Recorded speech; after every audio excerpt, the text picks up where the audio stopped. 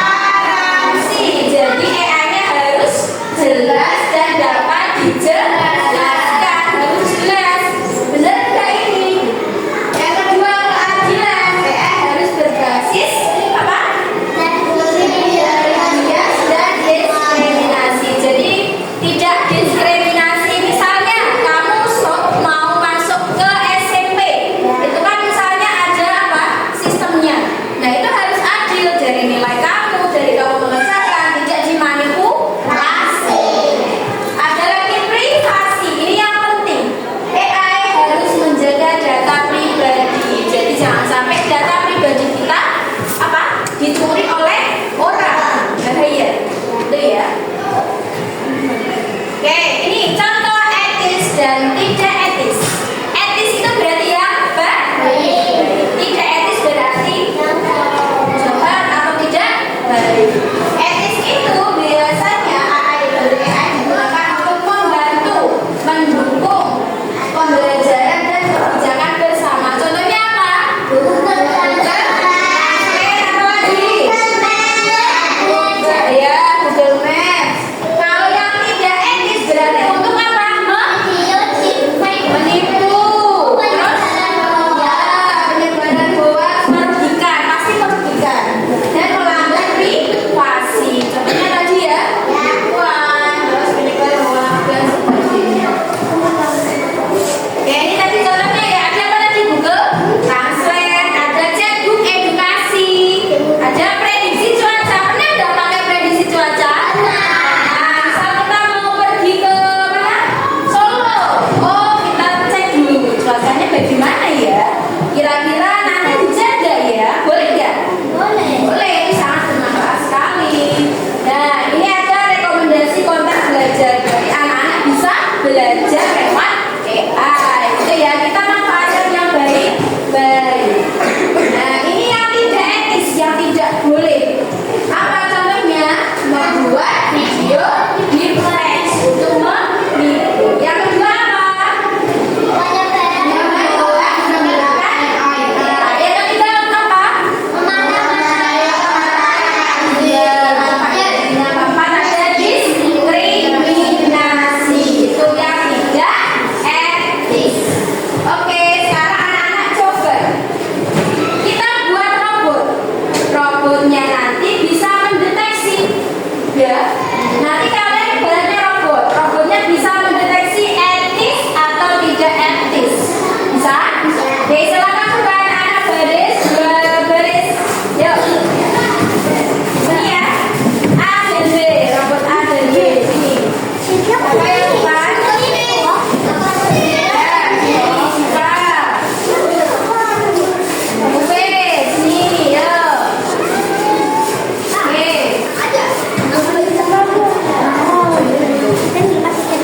Sekarang robot silahkan bersatu.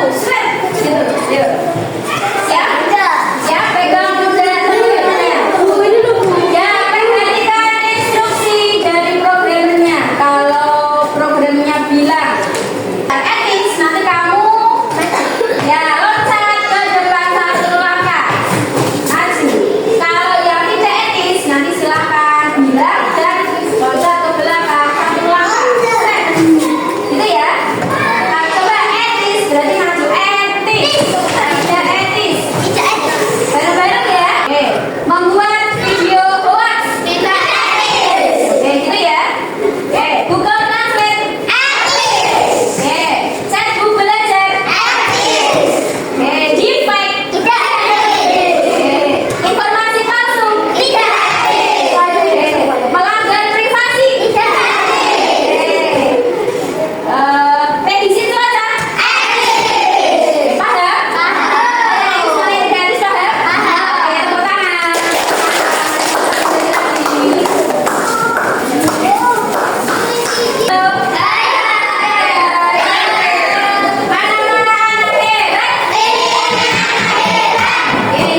Sekarang waktunya untuk tugas kelompok. Yang pertama yaitu anak-anak membuat poster prinsip etika dalam kecerdasan artifisial. Oke, silakan kalian buat di Canva. Buat sebaik mungkin. Silakan buka menunya.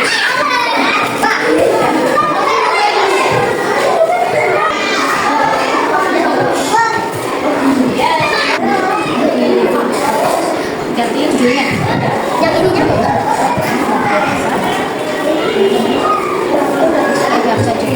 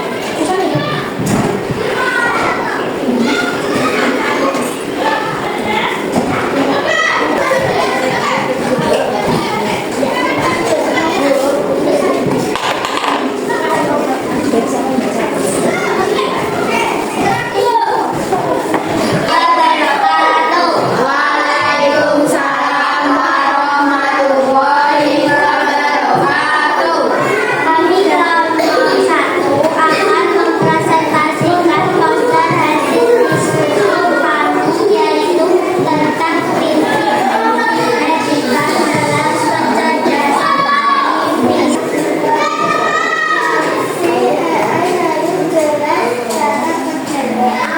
Ya, terus apa lagi? Aku laku kita dalam pilihan yang bertanggung jawab. Ya, apa lagi prinsipnya? Keadilan dan diskriminasi tidak boleh melakukan. Oke, apa lagi? Privasi dan AI tidak boleh membocorkan informasi.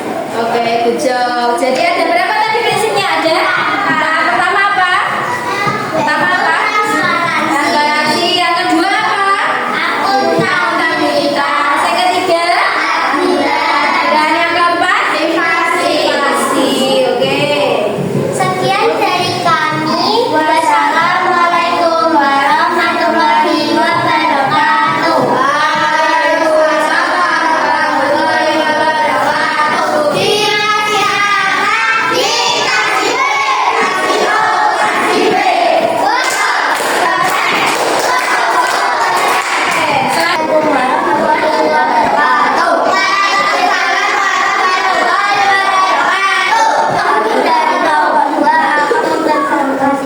Poster hasil diskusi kami yaitu tentang prinsip-prinsip etika dalam kecerdasan artifisial. Apa saja prinsipnya? Yang pertama ada? Transparansi. Ya. Apa transparansi? AI? AI harus jelas cara bekerjanya, bisa dijelaskan dan tidak menipu pengguna. Yang kedua apa?